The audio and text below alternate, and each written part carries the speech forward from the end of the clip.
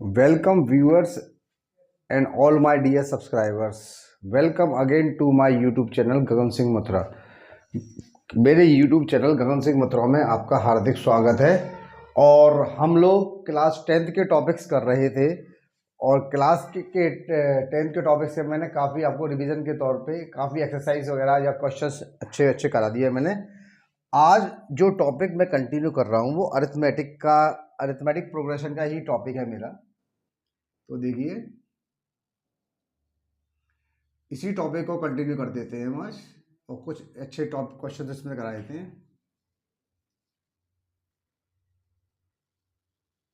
Arithmetic progression यानी EP चल रहा था मेरा ये चैप्टर, और इसी का ही मैं एक टॉपिक लेता हूँ आज के अंदर।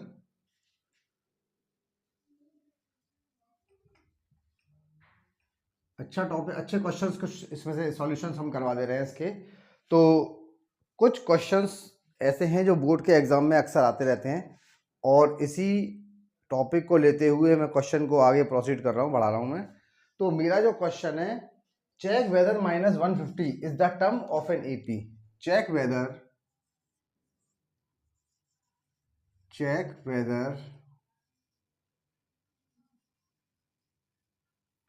-150 is a term of an AP, is a term of an AP।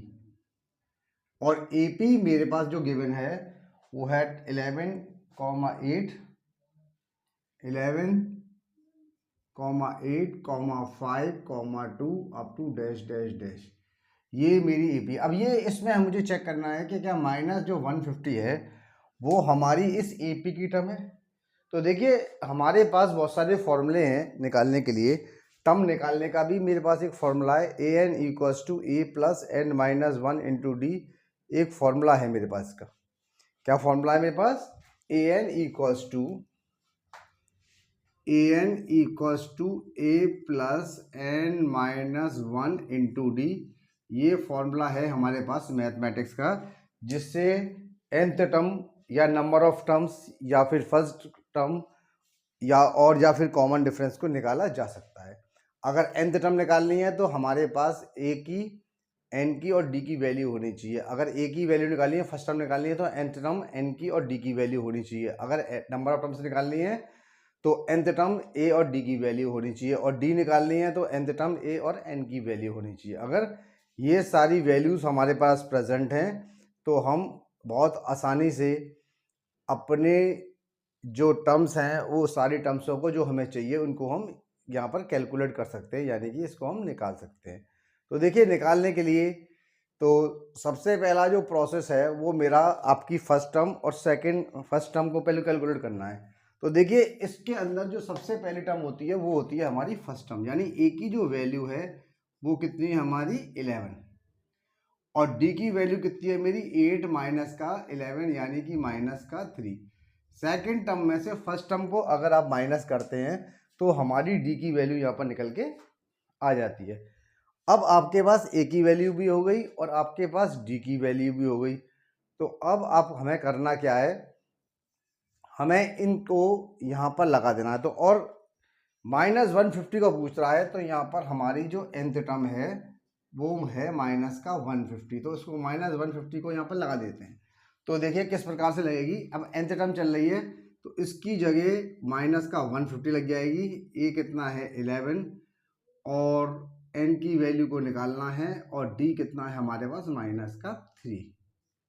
देखिए ये सारी वैल्यूज मेरे पास यहाँ पर प्रेजेंट हो गई हैं, और अब हमें करना क्या है कि हमें इन सारी वैल्यूज़ को इसमें लगा देना है, और इन वैल्यूज़ को लगाने के बाद मुझे अपनी वैल्यू को कैलकुलेट कर लेना है। तो देखिए किस प्रकार से ये वैल्यू कैलकुलेट होगी। यहाँ पर सबसे पहला जो हमारा 11 है ये यहाँ पर आके प्लस का है, यहाँ पर आगे काय का हो जाएगा माइनस का हो जाएगा। n माइनस का 1 इंटू माइनस का 3 चल रहा है।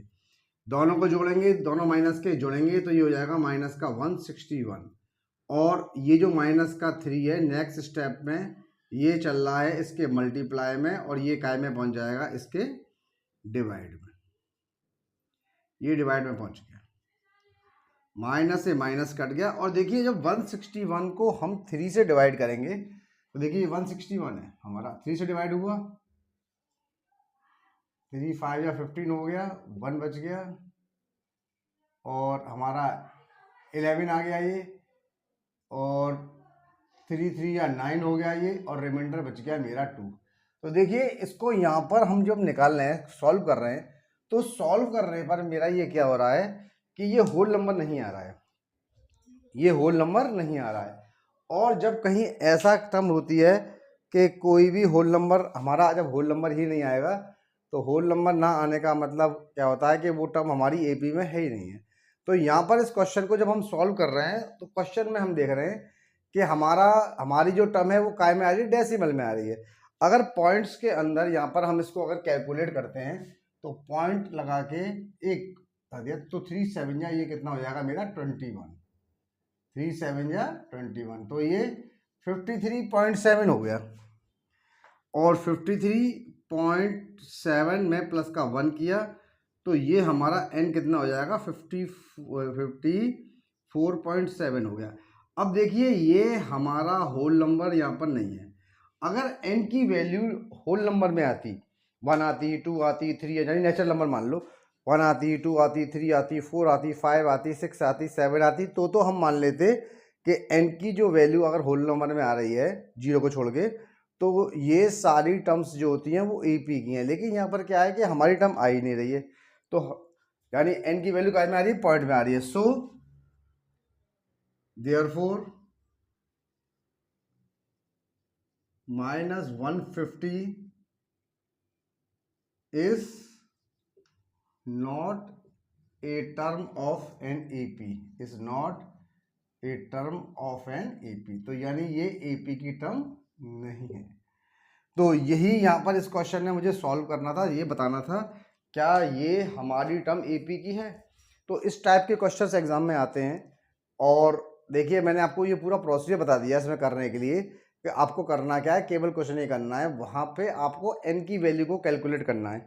अगर मेरी n की वैल्यू नेचुरल नंबर्स में आ जाती है, नेचुरल नंबर का मतलब होता है 1 2 3 4 5 6 7 अप टू किसी भी वैल्यू पे आ जाए, तो वहाँ पर हम कह सकते हैं कि ये वाली जो टर्म हमारी है वो, यानी वो -150 इस टर्म की वैल्यू हो सकती है ये। और जब होल नंबर ही नहीं आ रहा, डेसिमल में आंसर आ रहा है, तो वो हमारी जो टर्म होगी वो एपी में नहीं होगी। तो इस टाइप्स के जो क्वेश्चंस होते हैं वो बोर्ड में बहुत ज़्यादा आते हैं, और 4 4 5 5 नंबर में भी आते हैं, 2 2 3 3 नंबर में भी छोटे छोटे क्वेश्चंस आ जाते हैं। इसीलिए मैंने ये क्वेश्चन आपको जो है बिल्कुल अलग तरीके से करना, इसको मैंने सिखा दिया है, और मेरे हिसाब से आपको इसमें कोई प्रॉब्लम नहीं होनी चाहिए।